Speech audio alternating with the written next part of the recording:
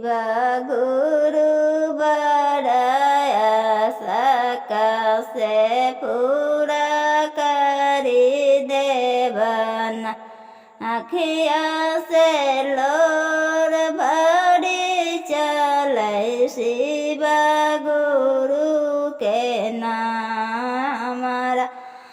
दया मांगबो शिव गुरु कैसे चरा पसार के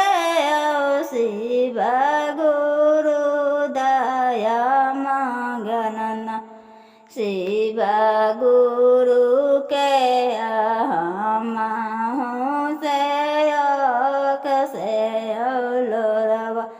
उखवा के मातल शिव गुरु बनिला तू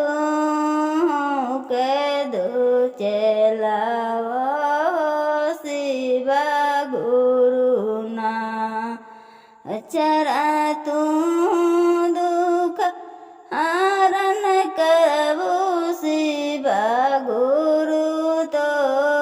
हरो लागे हम दया देहु शिव गुरु रे बड़ दुख के हरण करुणा।